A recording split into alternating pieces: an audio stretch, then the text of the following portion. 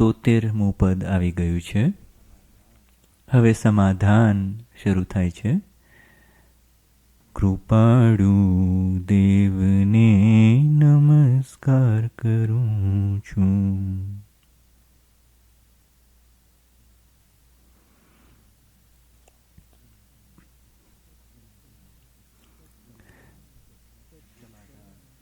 સમાધાન. સદ્ગુરુ ઉવાચ. કર્મનું કર્તાપણું આત્માને જે પ્રકારે છે તે પ્રકારે સદ્ગુરુ સમાધાન કરે છે. હોય ન ચેતન પ્રેરણા કોણ ગ્રહે તો કર્મ જડ સ્વભાવ નહીં પ્રેરણા જુઓ વિચારી ધર્મ.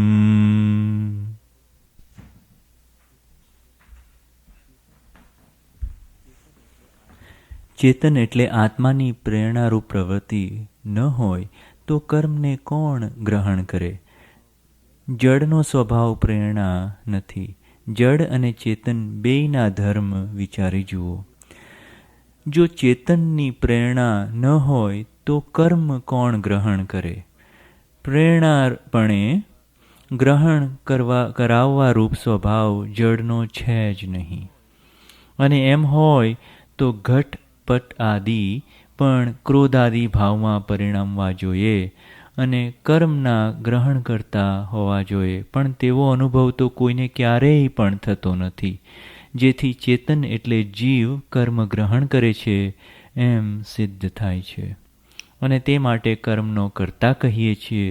અર્થાત એમ જીવ કર્મનો કર્તા છે.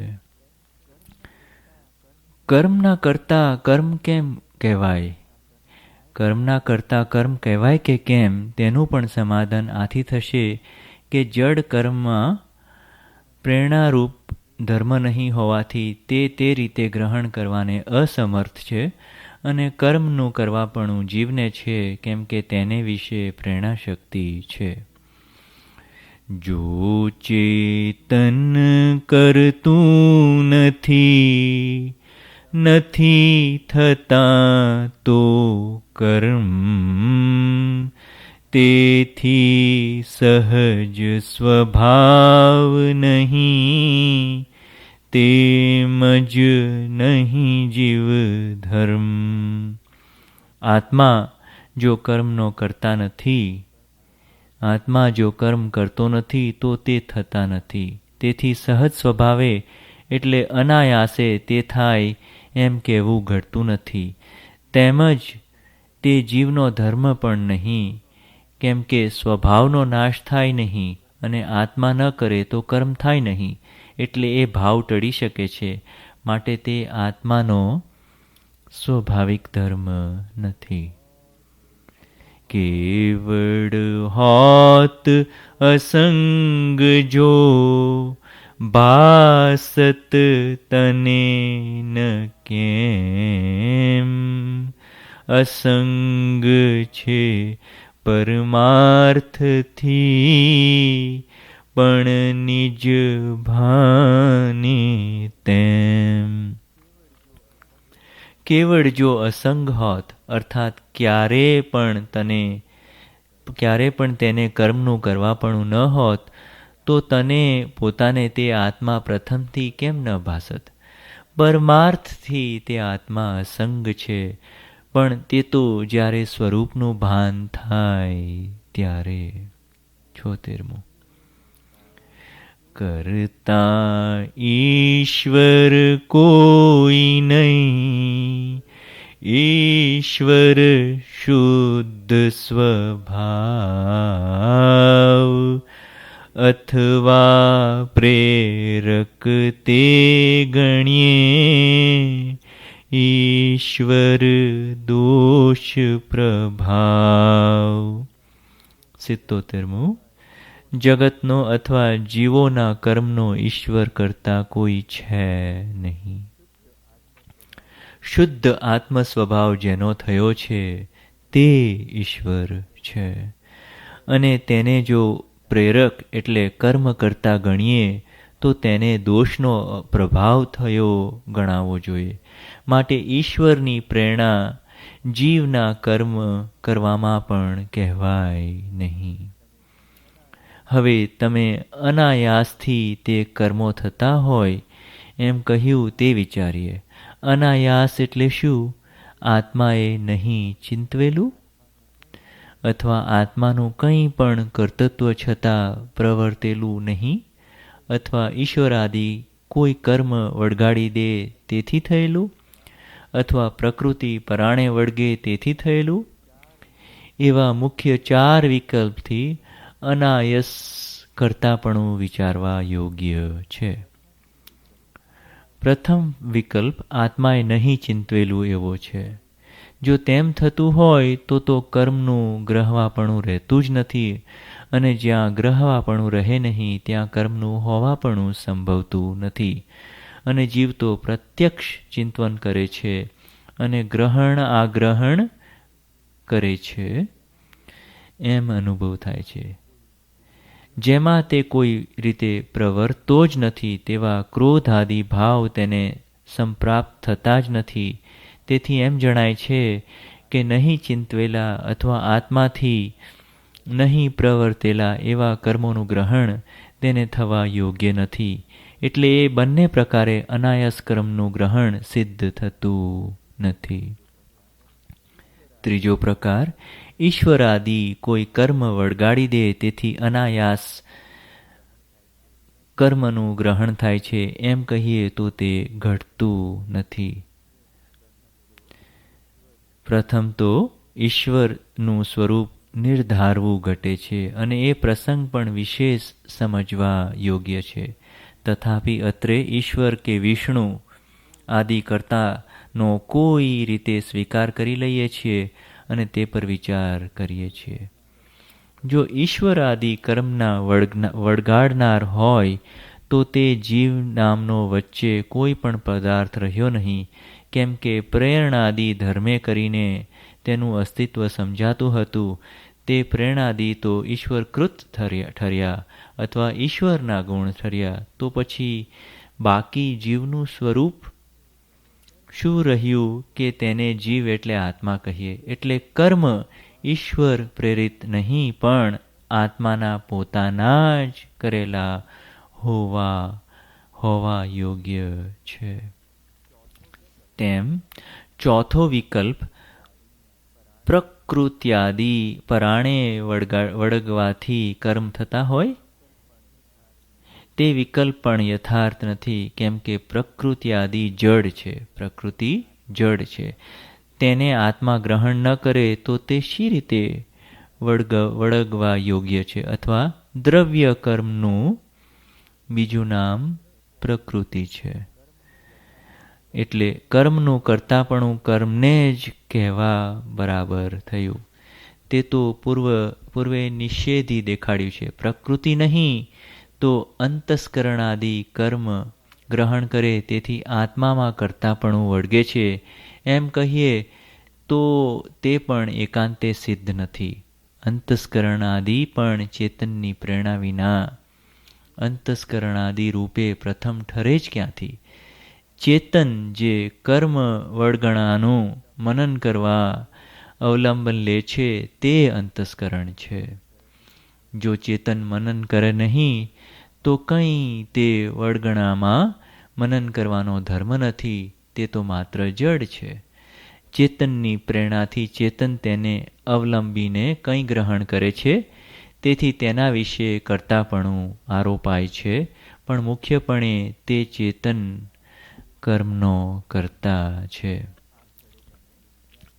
આ સ્થળે તમે વેદાંતાદિ દ્રષ્ટિએ વિચારશો તો અમારા વાક્યો તમને ભ્રાંતિગત પુરુષના કહેલા લાગશે. પણ હવે જે પ્રકાર કહ્યો છે તે સમજવાથી તમને તે વાક્યની તથ્યથા લાગશે અને ભ્રાંતિગતપણું ભાષ્યમાન થાય નહીં.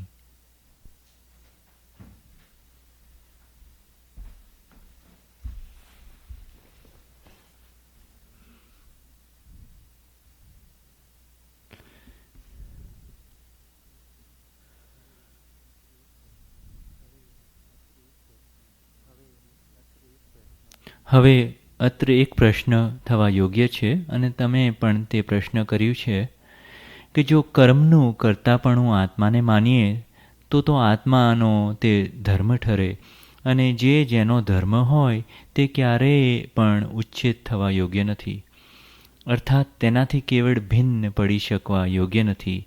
જેમ અગ્નિની ઉષ્ણતા અથવા પ્રકાશ, એમ જો કર્મનું કરતાપણું આત્માનો ધર્મ ઠરે તો તે નાશ પામે નહીં. ઉત્તર: સર્વ પ્રમાણાંશના સ્વીકાર્યા વિના એમ ઠરે, પણ વિચારવાન હોય તે કોઈ એક પ્રમાણાંશ સ્વીકારીને બીજા પ્રમાણાંશનો નાશ ન કરે. તે જીવને કર્મનું કરતાપણું ન હોય, અથવા હોય તો તે પ્રતીત થવા યોગ્ય નથી. એ આદિ પ્રશ્ન કર્યાનું ઉત્તરમાં જીવનું કર્મનું કર્તૃત્વ જણાવ્યું છે. કર્મનું કર્તૃત્વ હોય તો તે ટળે જ નહીં, એમ કોઈ સિદ્ધાંત સમજવો યોગ્ય નથી. કેમ કે જે કોઈ પણ વસ્તુ ગ્રહણ કરી હોય તે છોડી શકાય એટલે ત્યાગી શકાય. કેમ કે ગ્રહણ કરેલી વસ્તુથી ગ્રહણ કરનારી વસ્તુનું કેવળ એકત્વ કેમ થાય? તેથી જીવે ગ્રહણ કરેલા એવા જે દ્રવ્ય કર્મ તેનો જીવ ત્યાગ કરે તો થઈ શકવા યોગ્ય છે. કેમ કે તે તેને સહકારી સ્વભાવે છે, સહજ સ્વભાવે નથી.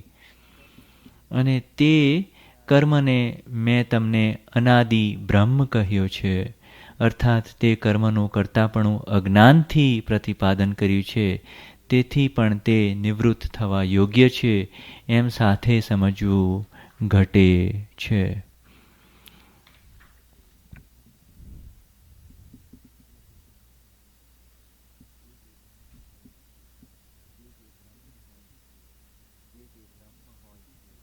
જે બ્રહ્મ હોય છે તે વસ્તુની ઉલટી સ્થિતિની માન્યતા રૂપ હોય છે, અને તેથી તે ટળવા યોગ્ય છે. જેમ મૃગજળમાંથી જળબુદ્ધિ કહેવાનો હેતુ એ છે કે અજ્ઞાને કરીને પણ જો આત્માને કરતાપણું ન હોય તો કશું ઉપદેશાદિ શ્રવણ વિચાર જ્ઞાન આદિ સમજવાનો હેતુ રહેતો નથી. હવે અહીં આગળ જીવનું પરમાર્થે જે કરતાપણું છે તે કહીએ છીએ.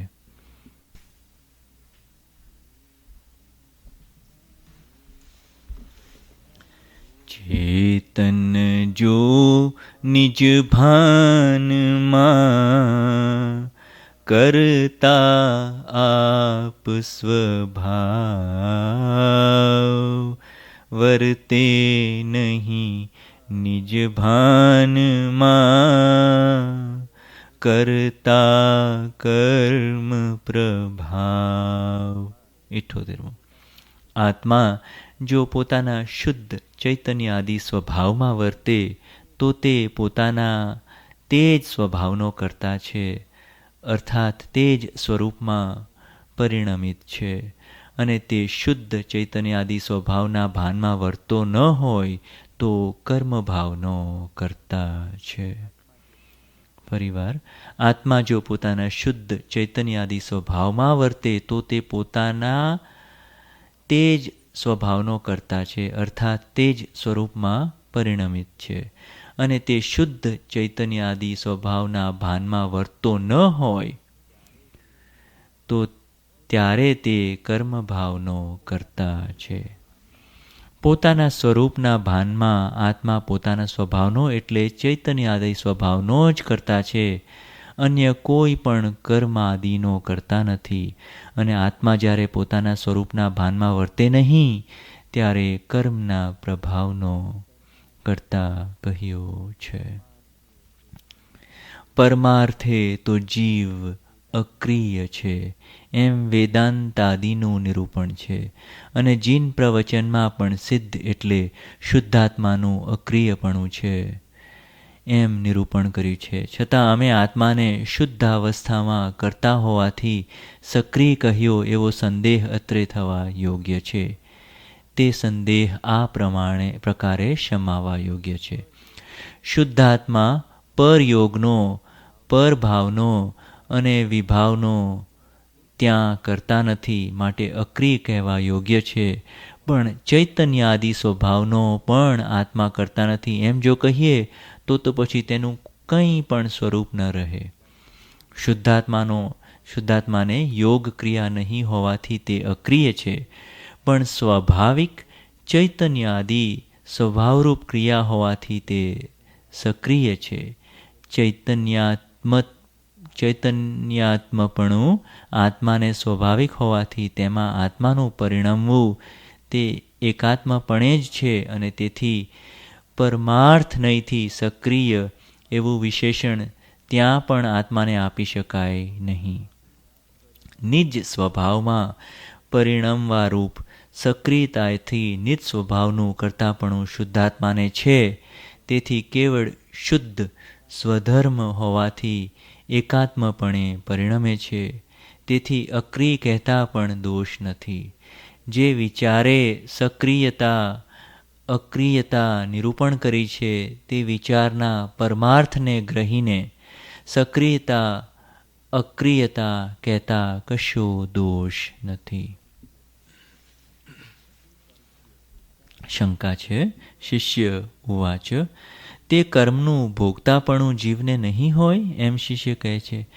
જીવ કર્મ કરતા કહો, પણ ભોગતા નહીં સોય.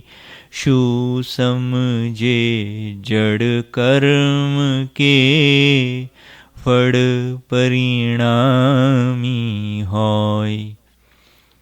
જીવને કર્મનો કરતા કહીએ તો પણ તે કર્મનો ભોગતા જીવ નહીં ઠરે. કેમ કે જડ એવા કર્મ શું સમજે કે તે ફળ દેવામાં પરિણામી થાય, અર્થાત ફળદાતા થાય. ફળદાતા ઈશ્વર ગણ્યે, ભોગતાપણું સધાય. એમ કહીએ ઈશ્વર તણું, ઈશ્વરપણું જ જાય. ફળદાતા ઈશ્વર ગણીએ તો ભોગતાપણું સાધી શકીએ, અર્થાત જીવને ઈશ્વર કર્મ ભોગવાવે, તેથી જીવ કર્મનો ભોગતા સિદ્ધ થાય. પણ પરને ફળ દેવા આદિ પ્રવૃત્તિવાળો ઈશ્વર ગણીએ તો તેનું ઈશ્વરપણું જ રહેતું નથી. એમ પણ પાછો વિરોધ આવે છે. ઈશ્વર સિદ્ધ થયા વિના એટલે કર્મ ફળ દાતૃત્વાદિ કોઈ પણ ઈશ્વર થયા વિના જગતની વ્યવસ્થા રહેવી સંભવતી નથી. એવા અભિપ્રાય પરત્વે નીચે પ્રમાણે વિચારવા યોગ્ય છે. જો કર્મના ફળને ઈશ્વર આપે છે એમ ગણીએ તો ત્યાં ઈશ્વરનું ઈશ્વરપણું જ રહેતું નથી. કેમ કે પરને ફળ દેવા આદિ પ્રપંચમાં પ્રવર્તતા ઈશ્વરને દેહાદિ અનેક પ્રકારનો સંગ થવો સંભવે છે, અને તેથી યથાર્થ શુદ્ધતાનો ભંગ થાય છે. મુક્ત જીવ જેમ નિષ્ક્રિય છે એટલે પર ભાવાદિનો કરતા નથી. જો પર ભાવાદિનો કરતા થાય તો તે સંસારની પ્રાપ્તિ થાય છે. તેમજ ઈશ્વર પણ પરને ફળ દેવા આદિ રૂપ ક્રિયામાં પ્રવર્તે તો તેને પર ભાવાદિ કરતાપણાનો પ્રસંગ આવે છે, અને મુક્ત જીવ કરતાં તેનું ન્યૂનત્વ ઠરે છે. તેથી તો તેનું ઈશ્વરપણું જ ઉચ્છેદવા જેવી સ્થિતિ થાય છે.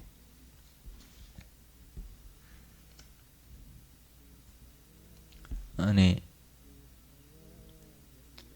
ઈશ્વર સિદ્ધ થયા વિના જગત નિયમ નહીં હોય. પછી શુભાશુભ કર્મના ભોગ્ય સ્થાન નહીં હોય. તેવો ફળદાતા ઈશ્વર સિદ્ધ થતો નથી, એટલે જગતનો નિયમ પણ કોઈ રહે નહીં, અને શુભાશુભ કર્મ ભોગવવાના કોઈ સ્થાનક પણ ઠરે નહીં. એટલે જીવને કર્મનું ભોક્તૃત્વ ક્યાં રહ્યું? આ બધી શંકા છે. એનું સમાધાન શ્રી સદ્ગુરુ ઉવાચ. જીવને પોતાના કરેલા કર્મનું ભોગતાપણું છે એમ સદ્ગુરુ સમાધાન કરે છે. 82મું. ભાવ કર્મ નિજ કલ્પના માટે ચેતન રૂપ જીવ વીર્યની સ્ફૂર્ણા ગ્રહણ કરે જડ ધૂપ. ભાવકર્મ જીવને પોતાની ભ્રાંતિ છે માટે ચેતનરૂપ છે અને તે ભ્રાંતિને અનુયાયી થઈ જીવ વીર્ય સ્ફુરાયમાન થાય છે. તેથી જડ એવા દ્રવ્ય કર્મની વર્ગણા તે ગ્રહણ કરે છે.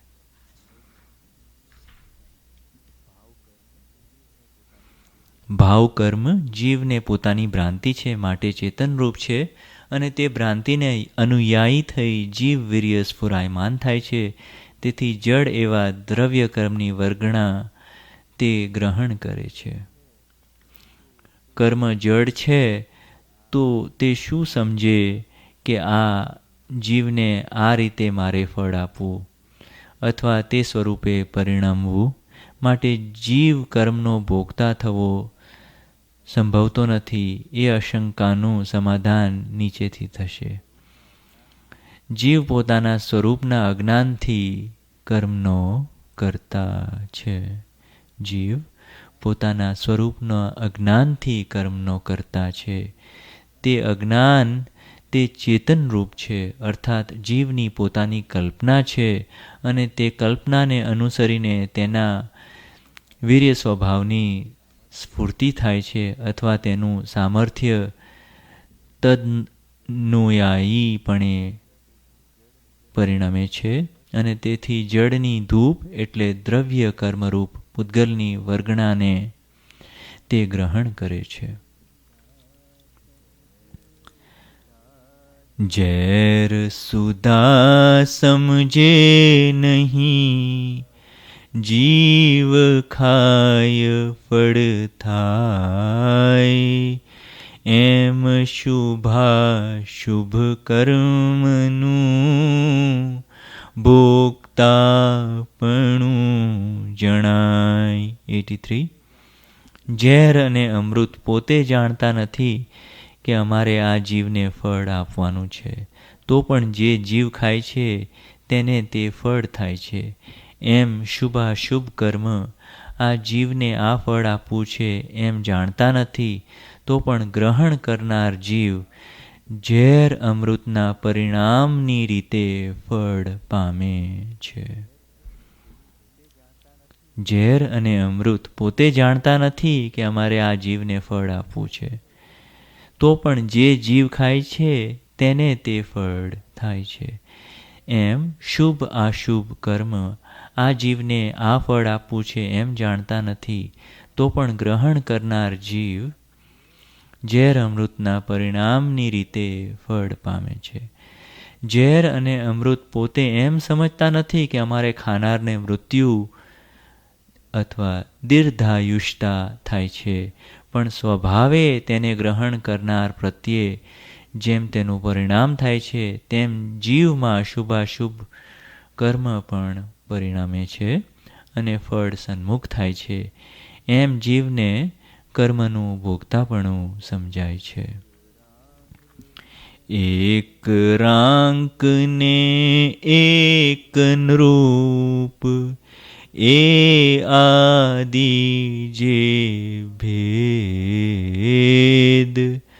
કારણ વિના ન કાર્ય તે તેજ શુભાશુભ વેદ્ય. એક રાંક છે ને એક રાજા છે.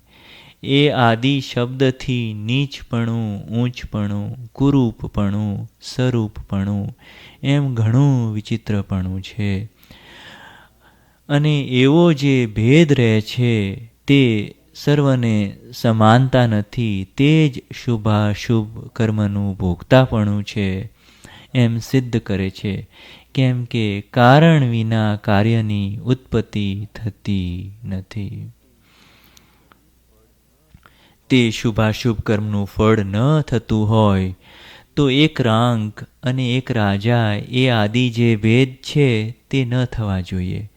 કેમ કે જીવપણું સમાન છે ત્યાં મનુષ્યપણું સમાન છે, તો સર્વને સુખ અથવા દુઃખ પણ સમાન જોઈએ. જેને બદલે આવું વિચિત્રપણું જણાય છે તે જ શુભ અશુભ કર્મથી ઉત્પન્ન થયેલો ભેદ છે. કેમ કે કારણ વિના કાર્યની ઉત્પત્તિ થતી નથી, એમ શુભ અને અશુભ કર્મ ભોગવાય છે. ફળદાતા ઈશ્વર તણી એમાં નથી જરૂર, કર્મ સ્વભાવે પરિણમે થાય ભોગથી દૂર. 85. ફળદાતા ઈશ્વરની એમાં કંઈ જરૂર નથી. ઝેર અને અમૃતની રીતે શુભાશુભ કર્મ સ્વભાવે પરિણમે છે, અને નિહત સત્વ થયેથી ઝેર અને અમૃત ફળ દેતા જેમ નિવૃત્ત થાય છે, તેમ શુભાશુભ કર્મને ભોગવવાથી તે નિઃસત્વ થયે નિવૃત્ત થાય છે. ઝેર ઝેરપણે પરિણમે છે અને અમૃત અમૃતપણે પરિણમે છે, તેમ અશુભ કર્મ અશુભપણે પરિણમે અને શુભ કર્મ શુભપણે પરિણમે છે. માટે જીવ જેવા જેવા અધ્યવસાયથી કર્મને ગ્રહણ કરે છે તેવા તેવા વિપાક રૂપે કર્મ પરિણમે છે, અને જેમ ઝેર અને અમૃત પરિણમી રહીએ નિસત્વ થાય છે, તેમ ભોગથી તે કર્મ દૂર થાય છે. તે તે ભોગ્ય વિશેષના સ્થાનક દ્રવ્ય સ્વભાવ ગહન વાત છે શિષ્ય આ કહી સંક્ષેપે સાવ. 86. ઉત્કૃષ્ટ શુભ અધ્યવસાય તે ઉત્કૃષ્ટ શુભ ગતિ છે, અને ઉત્કૃષ્ટ અશુભ અધ્યવસાય તે ઉત્કૃષ્ટ અશુભ ગતિ છે. શુભાશુભ અધ્યવસાય મિશ્ર ગતિ છે, અને તે જીવ પરિણામ તે જ મુખ્યપણે તો ગતિ છે. તથાપિ ઉત્કૃષ્ટ શુભ દ્રવ્યનું ઉદ્વર્ગમન, ઉત્કૃષ્ટ અશુભ દ્રવ્યનું અધોગમન, શુભાશુભની મધ્યસ્થિતિ એમ દ્રવ્યનો વિશેષ સ્વભાવ છે, અને તે આદિ હેતુથી તે ભોગ્ય સ્થાનક હોવા યોગ્ય છે. હે શિષ્ય, જડ ચેતનનો સ્વભાવ સંયોગાદિ સૂક્ષ્મ સ્વરૂપનો અત્રે ઘણો વિચાર સમાય છે, માટે આ વાત ગહન છે, તો પણ તેને સાવ સંક્ષેપમાં કહી છે. 86. ઓમ નમો વિતરાગાય. તેમજ ઈશ્વર જો કર્મફળ દાતા ન હોય અથવા જગત કરતા ન ગણીએ તો કર્મ ભોગવવાના વિશેષ સ્થાનકો એટલે નર્ક આદિ ગતિ આદિ સ્થાન ક્યાંથી હોય? કેમ કે તેમાં તો ઈશ્વરના કર્તૃત્વની જરૂર છે એવી આશંકા પણ કરવા યોગ્ય નથી. કેમ કે મુખ્યપણે તો ઉત્કૃષ્ટ શુભ અધ્યવસાય તે ઉત્કૃષ્ટ દેવલોક છે, અને ઉત્કૃષ્ટ અશુભ અધ્યવસાય તે ઉત્કૃષ્ટ નરક છે. શુભાશુભ અધ્યવસાય તે મનુષ્ય તિર્યંચાદિ છે, અને સ્થાન વિશેષ એટલે ઉદ્ધ્વર લોકે દેવગતિ એ આદિભેદ છે. જીવ સમૂહના કર્મદ્રવ્યના પણ તે પરિણામ વિશેષ છે, એટલે તે ગતિઓ જીવના કર્મ વિશેષ પરિણામાદિ સંભવે છે.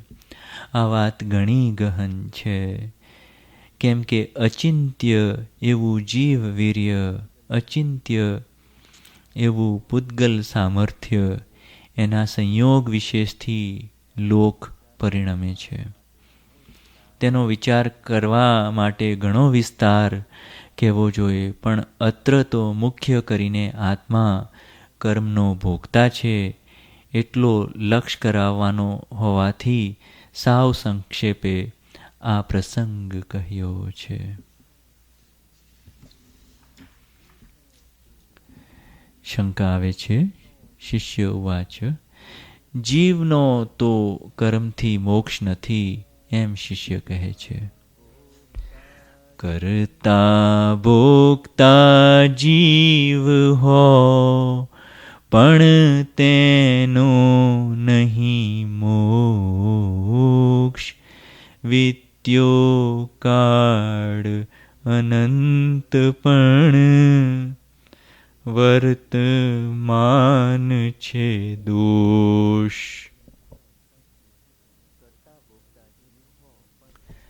કરતા ભોગતા જીવ હો પણ તેથી તેનો મોક્ષ થવા યોગ્ય નથી, કેમ કે અનંત કાળ થયો તો પણ કર્મ કરવા રૂપી દોષ હજુ તેને વિશે વર્તમાન જ છે.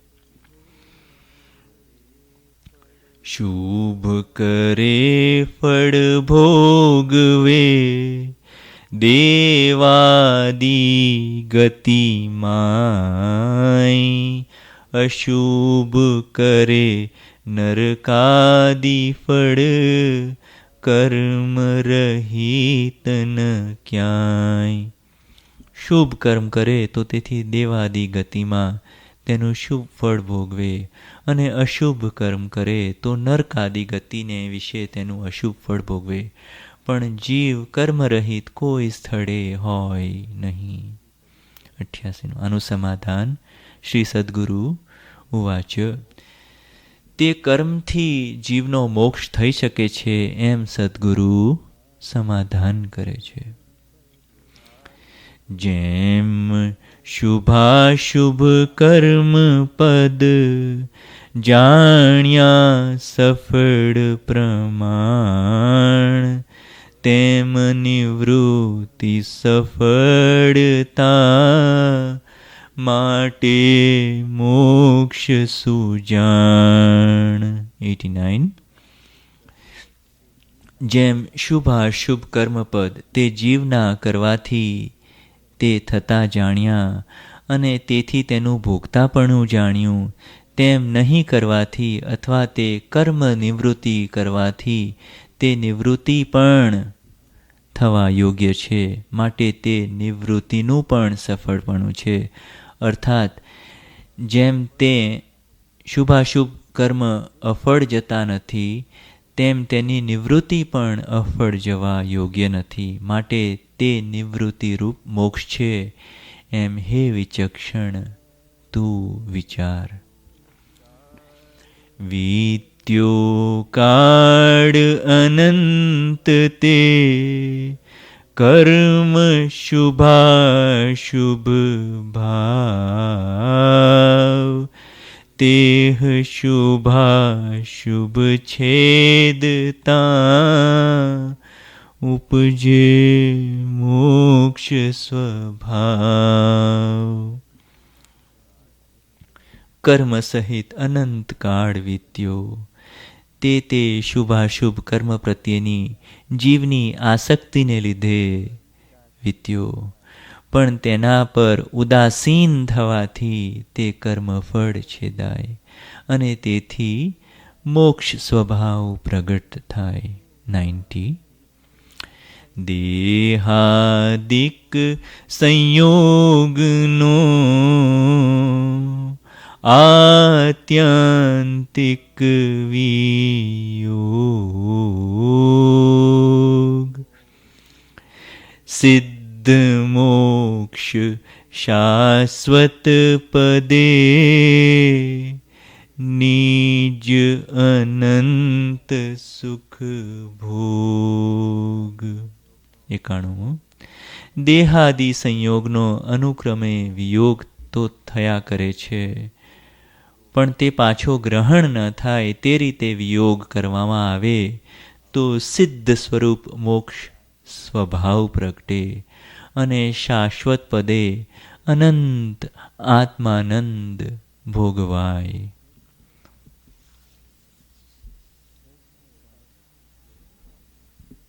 શંકા શિષ્ય ઉવાચ. મોક્ષનો ઉપાય નથી એમ શિષ્ય કહે છે. હોય કદાપી મોક્ષપદ નહીં અવિરોધ ઉપાય. કર્મો કાળ અનંતના સાથી છેદ્યા જાય. મોક્ષપદ કદાપી હોય તો પણ તે પ્રાપ્ત થવાનો કોઈ અવિરોધ એટલે યથાતથ્ય પ્રતીત થાય એવો ઉપાય જણાતો નથી. કેમ કે અનંત કાળના કર્મો છે તે આવા અલ્પ આયુષ્યવાળા મનુષ્ય દેહથી કેમ છેદ્યા જાય. અથવા મત દર્શન ઘણા કહે ઉપાય અનેક. તેમાં મત સાચો કયો બને ન એ વિવેક. અથવા કદાપી મનુષ્ય દેહના અલ્પ આયુષ્ય વગેરેની શંકા છોડી દઈએ તો પણ મત અને દર્શન ઘણા છે અને તે મોક્ષના અનેક ઉપાયો કહે છે. અર્થાત કોઈ કંઈ કહે છે અને કોઈ કંઈ કહે છે, તેમાં કયો મત સાચો એ વિવેક બની શકે એવો નથી. કઈ જાતિમાં મોક્ષ છે, કયા વેશમાં મોક્ષ, એનો નિશ્ચય ના બને, ઘણા ભેદ એ દોષ. બ્રાહ્મણ આદિ કઈ જાતિમાં મોક્ષ છે અથવા કયા વેશમાં મોક્ષ છે એનો નિશ્ચય પણ ન બની શકે એવો છે. કેમ કે તેવા ઘણા ભેદો છે અને એ દોષે પણ મોક્ષનો ઉપાય પ્રાપ્ત થવા યોગ્ય દેખાતો નથી. તેથી એમ જણાય છે, મળે ન મોક્ષ ઉપાય, જીવાદી જાણ્યા તણો, શો ઉપકાર જ થાય. તેથી એમ જણાય છે, હે શ્રી સદ્ગુરુ, કે મોક્ષનો ઉપાય પ્રાપ્ત થઈ શકે એવું નથી. માટે જીવાદિનું સ્વરૂપ જાણવાથી પણ શું ઉપકાર થાય?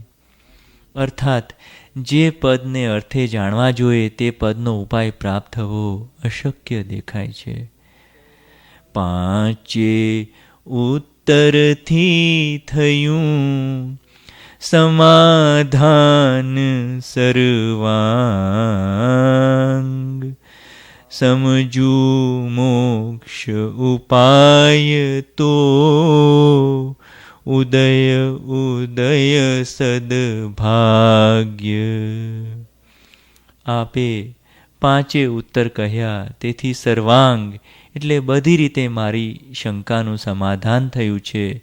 પણ જો મોક્ષનો ઉપાય સમજું તો સદભાગ્યનો ઉદય ઉદય થાય. અત્રે ઉદય ઉદય 2 વાર શબ્દ છે. તે 5 ઉત્તરના સમાધાનથી થયેલી મોક્ષપદની જિજ્ઞાસાનું તીવ્રપણું દર્શાવે છે. પાંચે ઉત્તરથી થયું સમાધાન સર્વાંગ, સમજુ મોક્ષ ઉપાય તો ઉદય ઉદય સદભાગ્ય.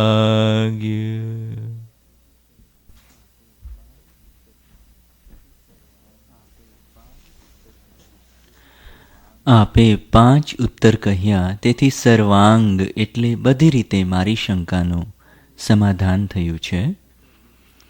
પણ જો મોક્ષનો ઉપાય સમજું તો સદભાગ્યનો ઉદય ઉદય થાય.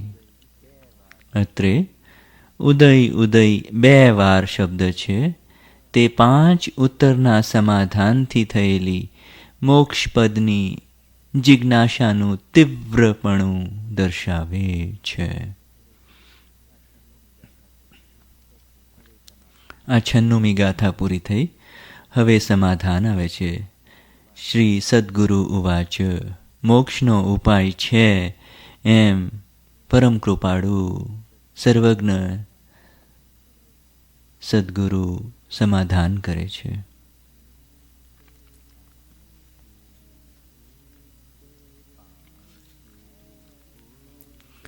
પાંચે ઉત્તરની થઈ આત્મા વિશે પ્રતીત થાશે મોક્ષોપાયની સહજ પ્રતીત એ રીત.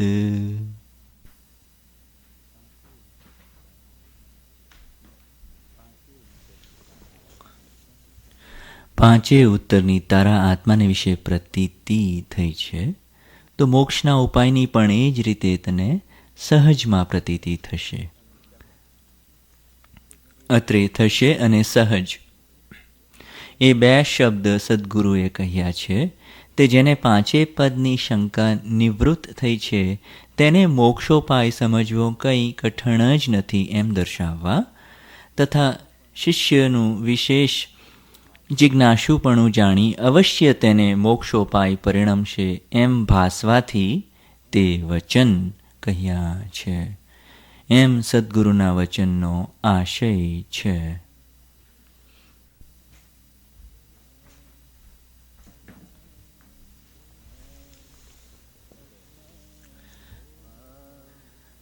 કર્મ ભાવ અજ્ઞાન છે મોક્ષ ભાવ નિજવાસ અંધકાર અજ્ઞાન સમ નાશે જ્ઞાન પ્રકાશ. કર્મ ભાવ છે તે જીવનું અજ્ઞાન છે અને મોક્ષ ભાવ છે તે જીવના પોતાના સ્વરૂપને વિશે સ્થિતિ થવી તે છે. કર્મ ભાવ છે તે જીવનું અજ્ઞાન છે અને મોક્ષ ભાવ છે તે જીવના પોતાના સ્વરૂપને વિશે સ્થિતિ થવી તે છે. અજ્ઞાનનો સ્વભાવ અંધકાર જેવો છે. તેથી જેમ પ્રકાશ થતાં ઘણા કાળનો અંધકાર છતાં નાશ પામે છે તેમ જ્ઞાન પ્રકાશ થતાં અજ્ઞાન પણ નાશ પામે છે. જે જે કારણ બંધના તે બંધનો પંથ તે કારણ છેદક દશા મોક્ષ પંથ ભવ અંત.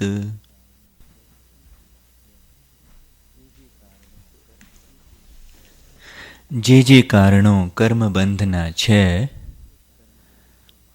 તે કર્મબંધનો માર્ગ છે અને તે કારણોને છેદે એવી જે દશા છે તે મોક્ષનો માર્ગ છે, ભવનો અંત છે. ઓમ નમો વિતરાગાય.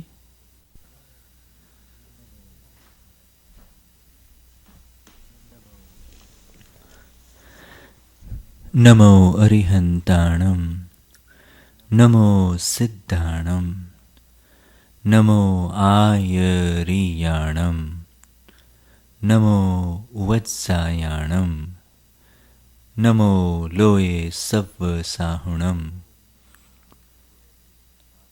ॐ नमो भगवते वासुदेवाय। ॐ नमः शिवाय। जय सत चित आनंद। जय सच्चित आनंद। जय सच्चित आनंद। जय सच्चित आनंद। जय सच्चित आनंद। जय सच्चित आनंद। जय सच्चित आनंद। जय सच्चित आनंद।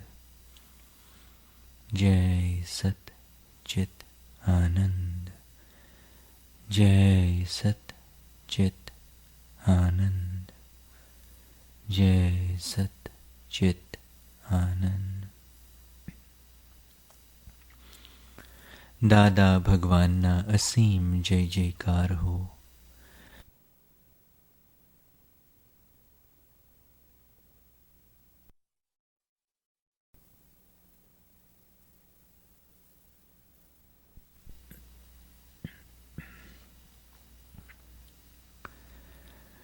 राग द्वेष अज्ञान ए मुख्य कर्मनी ग्रंथ। थाय निवृत्ति जेहथी तेज मोक्षनो पंथ। સર્વજ્ઞ શ્રી જ્ઞાની કૃપાળુદેવની આત્મસિદ્ધિશાસ્ત્ર ટેપ નંબર 2 સાઇડ નંબર 2 સ્વામી ગાથા।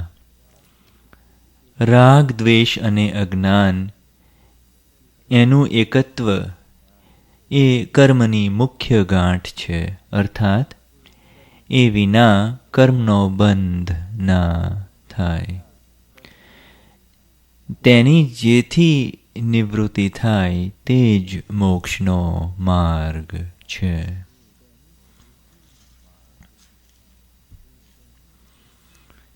101મી ગાથા। આત્મા સત ચૈતન્યમય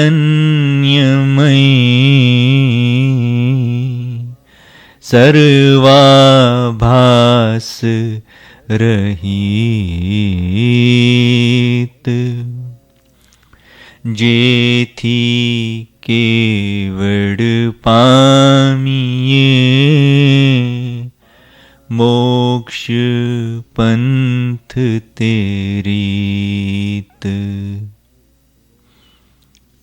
સત એટલે અવિનાશી અને ચૈતન્યમય એટલે સર્વભાવને પ્રકાશવારૂપ સ્વભાવમય। અન્ય સર્વ વિભાવ અને દેહાદિ સંયોગના આભાસથી રહિત એવો કેવળ એટલે શુદ્ધ આત્મા પામીએ તેમ પ્રવર્તાય તે મોક્ષ માર્ગ છે। ફરીવાર, સત એટલે અવિનાશી અને ચૈતન્યમય એટલે સર્વભાવને પ્રકાશવારૂપ સ્વભાવમય। અન્ય સર્વ વિભાવ અને દેહાદિ સંયોગના આભાસથી રહિત એવો કેવળ એટલે શુદ્ધ આત્મા પામીએ તેમ પ્રવર્તાય તે મોક્ષ માર્ગ છે। કર્મ અનંત પ્રકારના તેમાં મુખ્ય 8 તેમાં મુખ્ય મોહની હણાય તે કહું પાઠ। કર્મ અનંત પ્રકારના છે, પણ તેમાં મુખ્ય જ્ઞાનાવરણાદિ 8 પ્રકાર થાય છે, અને તેમાં પણ મુખ્ય મોહનીય કર્મ છે. તે મોહનીય કર્મ હણાય તેનો પાઠ કહું છું. કર્મ મોહનીય ભેદ બે, દર્શન ચારિત્ર નામ. હણે બોધ વિતરાગતા, અચૂક ઉપાય આમ. તે મોહનીય કર્મ બે ભેદે છે. એક દર્શન મોહનીય એટલે પરમાર્થને વિશે અપરમાર્થ બુદ્ધિ, અને અપરમાર્થને વિશે પરમાર્થ બુદ્ધિરૂપ. બીજી ચારિત્ર મોહનીય તથારૂપ પરમાર્થને પરમાર્થ જાણીને આત્મ સ્વભાવમાં જે સ્થિરતા થાય તે સ્થિરતાને રોધક એવા પૂર્વ સંસ્કાર રૂપ કષાય અને નો કષાય તે ચારિત્ર મોહનીય. ચારિત્ર મોહનીનું ફરીવાર, તથારૂપ પરમાર્થને પરમાર્થ જાણીને આત્મ સ્વભાવમાં જે સ્થિરતા થાય તે સ્થિરતાને રોધક એવા પૂર્વ સંસ્કાર રૂપ કષાય અને નો કષાય તે ચારિત્ર મોહનીય.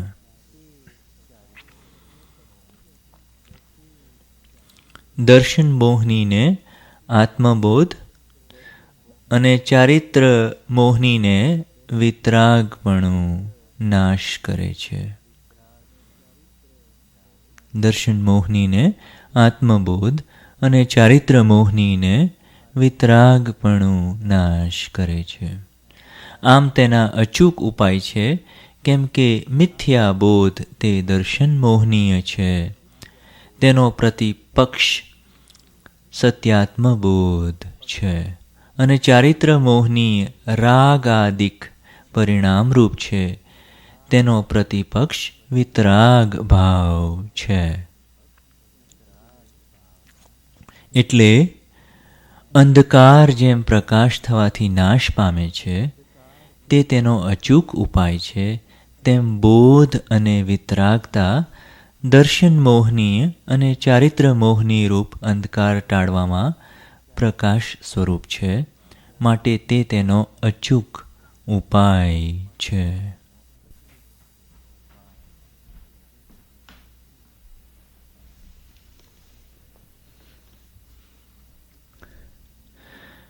કર્મ બંધ ક્રોધાદિથી હણે ક્ષમાદિક તે પ્રત્યક્ષ અનુભવ સર્વને એમાં શો સંદેહ. ક્રોધાદી ભાવથી કર્મબંધ થાય છે, અને ક્ષમાદિક ભાવથી તે હણાય છે. અર્થાત ક્ષમા રાખવાથી ક્રોધ રોકી શકાય છે, સરળતાથી માયા રોકી શકાય છે, સંતોષથી લોભ રોકી શકાય છે. એમ રતિ અરતિ આદિના પ્રતિપક્ષથી તે દોષો રોકી શકાય છે. તે જ કર્મબંધનો નિરોધ છે, અને તે જ તેની નિવૃત્તિ છે. વળી સર્વને આ વાતનો પ્રત્યક્ષ અનુભવ છે, અથવા સર્વને પ્રત્યક્ષ અનુભવ થઈ શકે એવું છે. ક્રોધ આદિ રોક્યા રોકાય છે, અને જે કર્મબંધને રોકે છે તે અકર્મ દશાનો માર્ગ છે. એ માર્ગ પરલોકે નહીં પણ અત્રે અનુભવમાં આવે છે, તો એમાં સંદેહ શો કરવો?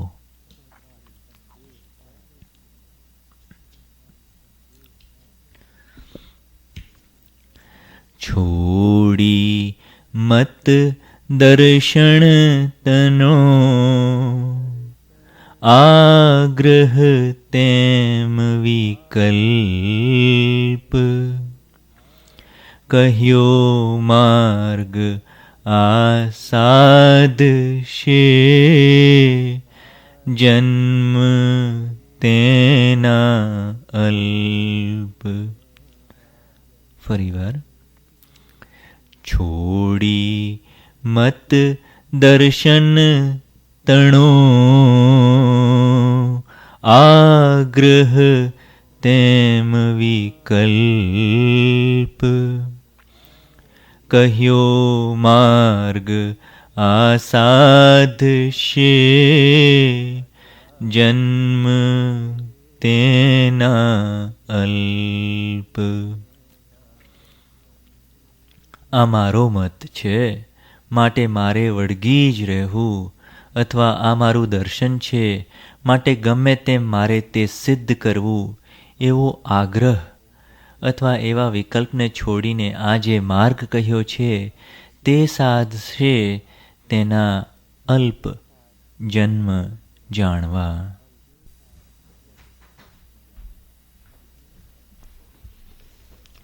અહીં જન્મ બહુવચન શબ્દમાં જન્મ શબ્દ બહુવચનમાં વાપર્યો છે. તે એટલું જ દર્શાવવાને કે કવચિત તે સાધન અધૂરા રહ્યા તેથી, અથવા જઘન્ય કે મધ્યમ પરિણામની ધારાથી આરાધન થયા હોય તેથી સર્વ કર્મ ક્ષય થઈ ન શકવાનો બીજો જન્મ થવાનો સંભવ છે. પણ તે બહુ નહીં, બહુ જ અલ્પ. સમકિત આવ્યા પછી જો વમે નહીં તો ઘણામાં ઘણા 15 ભવ થાય એમ જીને કહ્યું છે. અને જે ઉત્કૃષ્ટપણે આરાધે તેનો તે ભવે પણ મોક્ષ થાય. અત્રે તે વાતનો વિરોધ નથી.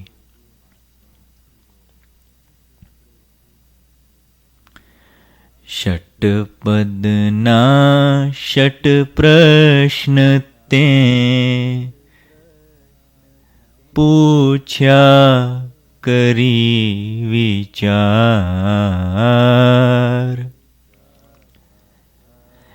તે પદની સર્વાંગતા મોક્ષ માર્ગ નિર્ધાર.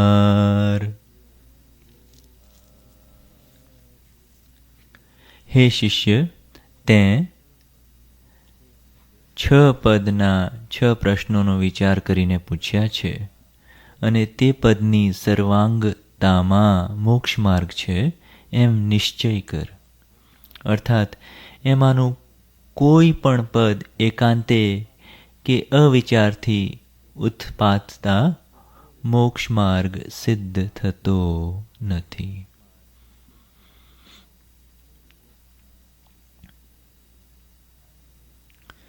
જાતિ વેશનો ભેદ નહીં, કહ્યો માર્ગ જો હોય, સાધે તે મુક્તિ લહે, એમાં ભેદ ન કોઈ. જે મોક્ષનો માર્ગ કહ્યો તે હોય તો ગમે તે જાતિ કે વેશથી મોક્ષ થાય, એમાં કંઈ ભેદ નથી. અથવા જે સાધે તે મુક્તિપદ પામે, અને તે મોક્ષમાં પણ બીજા કશા પ્રકારનો ઊંચ નીચત્વાદી ભેદ નથી. અથવા આ વચન કહ્યા તેમાં બીજો કંઈ ભેદ એટલે ફેર નથી.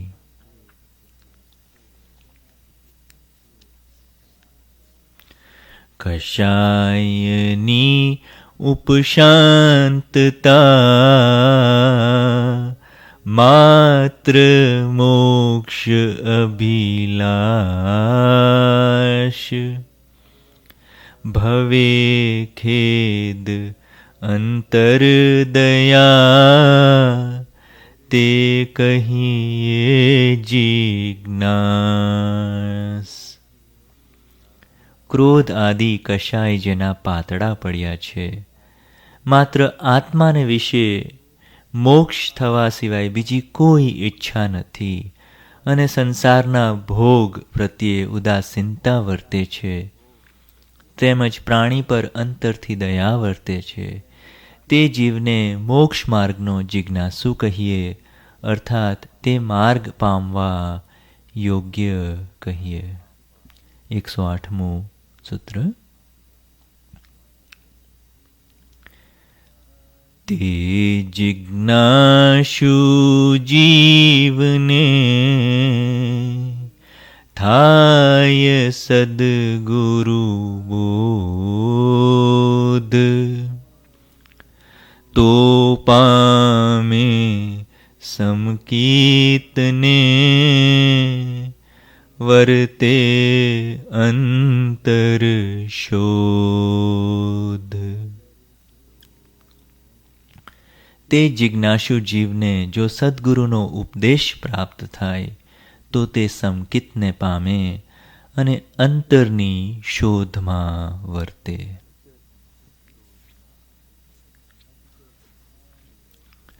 મત દર્શન આગ્રહ તજી વર્તે સદ્ગુરુ લક્ષ્ય, લહે શુદ્ધ સમકીત તે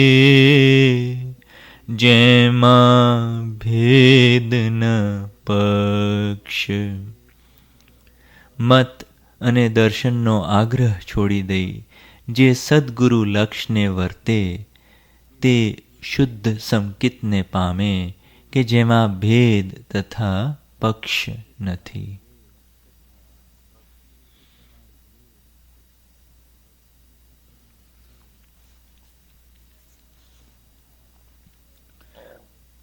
વર્તે નિજ સ્વભાવનો અનુભવ લક્ષ્ય પ્રતીત, વૃત્તિ વહે નિજ ભાવમાં પરમાર્થે સમકીત. આત્મ સ્વભાવનો જ્યાં અનુભવ લક્ષ્ય પ્રતીત વર્તે છે તથા વૃત્તિ આત્માના સ્વભાવમાં વહે છે, ત્યાં પરમાર્થે સમકિત છે. વર્ધમાન સમકિત થઈ ટાળે મિથ્યાભાસ, ઉદય થાય ચારિત્રનો વિતરાગ પદવાસ. તે સમકિત વધતી જતી ધારાથી હાસ્ય શોક આદિથી જે કંઈ આત્માને વિશે મિથ્યાભાસ ભાસ્યા છે તેને ટાળે અને સ્વભાવ સમાધિરૂપ ચારિત્રનો ઉદય થાય, જેથી સર્વ રાગ દ્વેષના ક્ષયરૂપ વિતરાગ પદમાં સ્થિતિ થાય. કેવળ નિજ સ્વભાવનું અખંડ વર્તે જ્ઞાન, કહીએ કેવળ જ્ઞાન તે દેહ છતાં નિર્વાણ.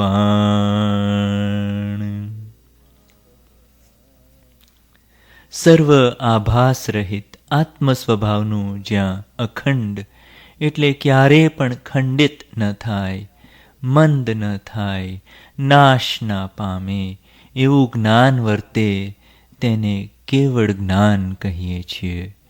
જે કેવળ જ્ઞાન પામ્યાથી ઉત્કૃષ્ટ જીવન મુક્ત દશારૂપ નિર્વાણ દેહ છતાં જ અત્રે અનુભવાય છે.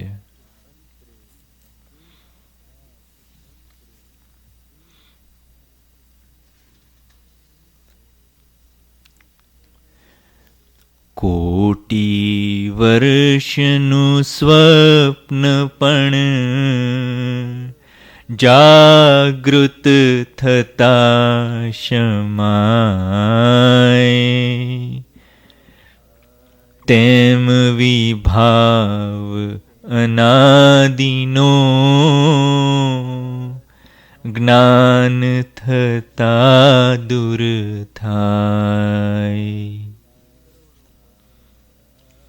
કરોડો વર્ષનું સ્વપ્ન હોય તો પણ જાગૃત થતાં તરત શમાય છે. તેમ અનાદિનો વિભાવ છે તે આત્મજ્ઞાન થતાં દૂર થાય છે.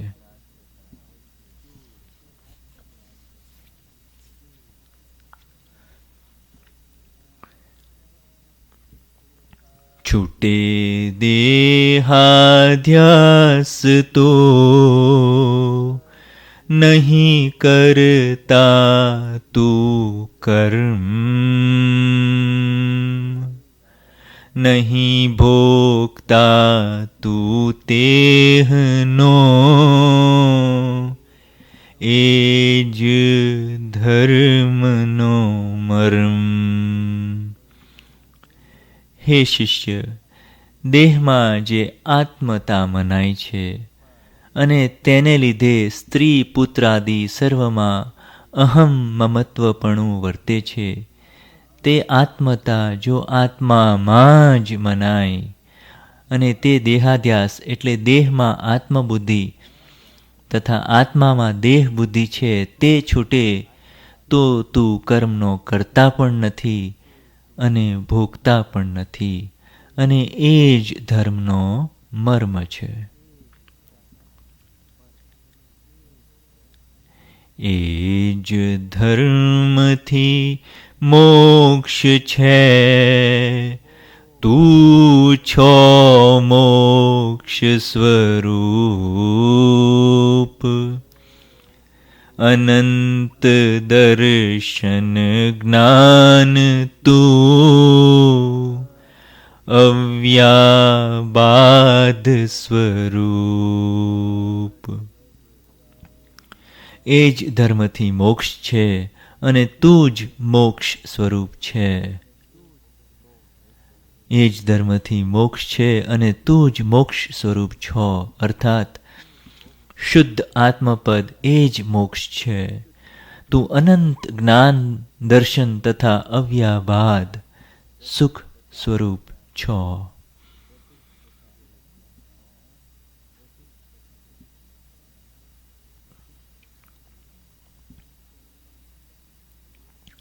શુદ્ધ બુદ્ધ ચૈતન્ય ઘન સ્વયં જ્યોતિ સુખધામ.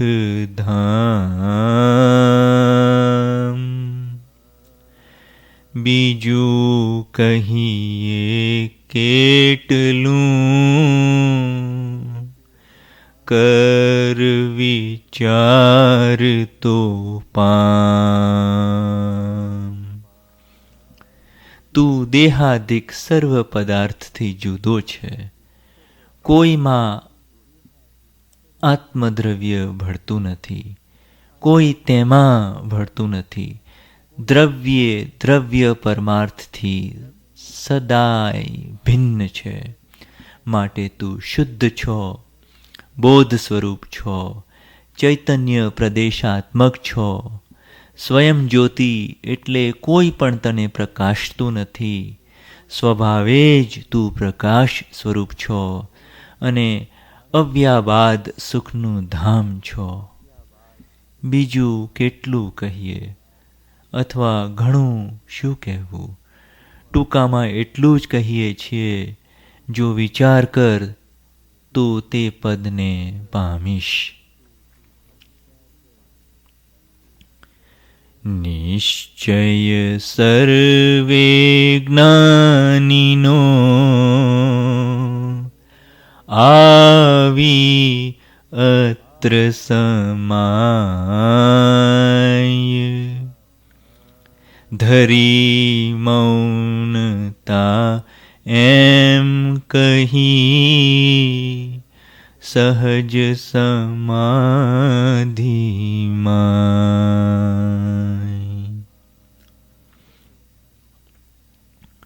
સર્વે જ્ઞાનીઓનો નિશ્ચય અત્રે આવીને સમાય છે.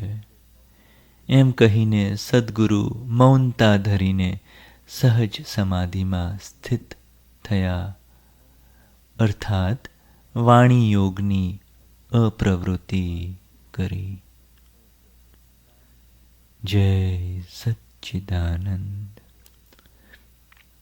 જય સચ્ચિદાનંદ, જય સચ્ચિદાનંદ, જય સચ્ચિદાનંદ, જય સચ્ચિદાનંદ.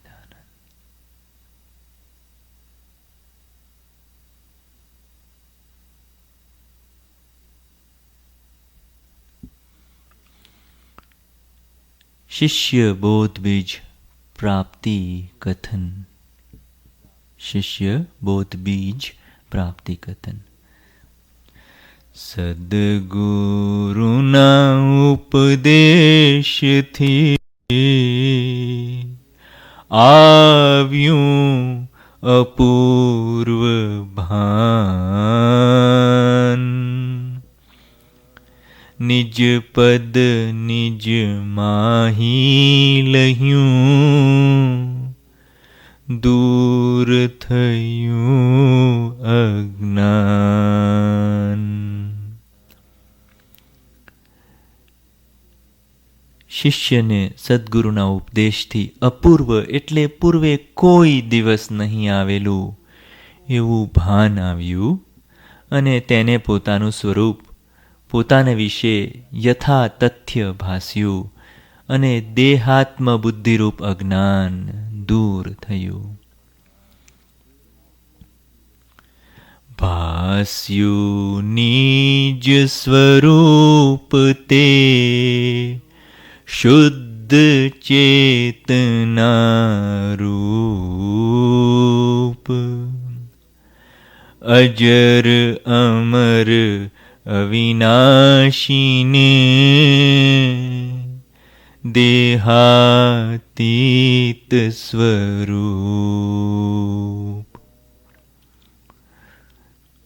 પોતાનું સ્વરૂપ શુદ્ધ ચૈતન્ય સ્વરૂપ, અજર અમર અવિનાશી અને દેહથી સ્પષ્ટ જુદું ભાસ્યું.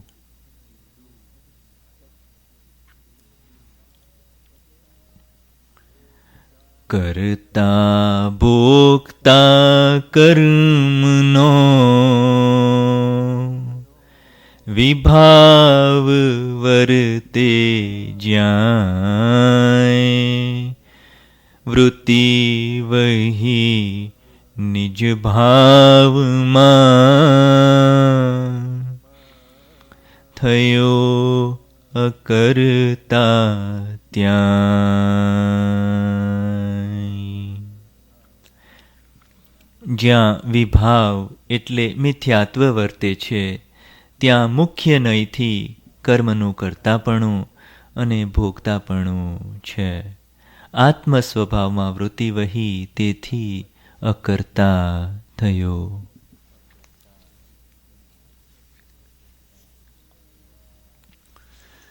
અથવા નિજ પરિણામ જે શુદ્ધ ચેતના રૂપ,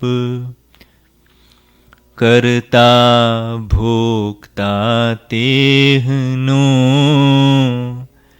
નિર્વિકલ્પ સ્વરૂપ. અથવા આત્મ પરિણામ જે શુદ્ધ ચૈતન્ય સ્વરૂપ છે તેનો નિર્વિકલ્પ સ્વરૂપે કરતા ભોગતા થયો.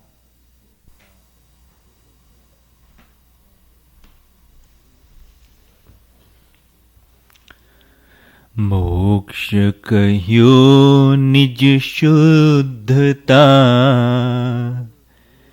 તે પામે તે પંથ. સમજાવ્યો સંક્ષેપમાં,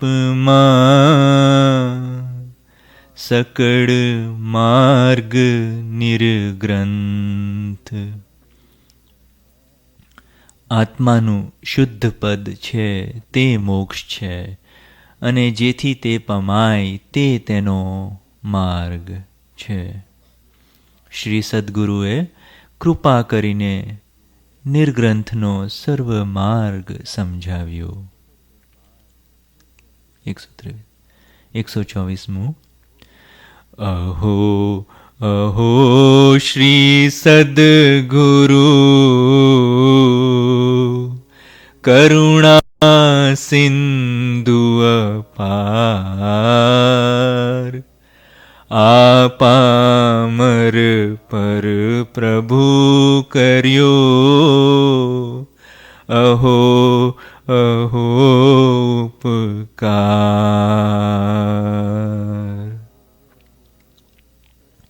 અહો અહો કરુણાના અપાર સમુદ્ર સ્વરૂપ આત્મલક્ષ્યે યુક્ત સદ્ગુરુ આપ પ્રભુએ આ પામર જીવ પર આશ્ચર્યકારક એવો ઉપકાર કર્યો. અહો અહો શ્રી સદ્ગુરુ, કરુણા સિંધુ અપાર. આ પામર પર પ્રભુ કર્યો, અહો અહો ઉપકાર.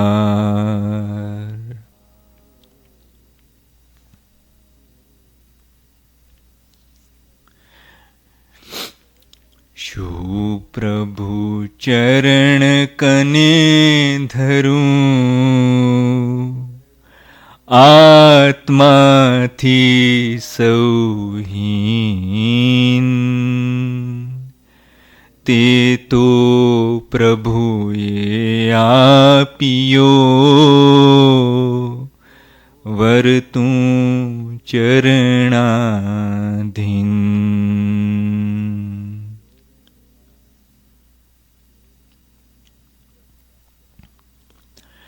હું પ્રભુના ચરણ આગળ શું ધરું?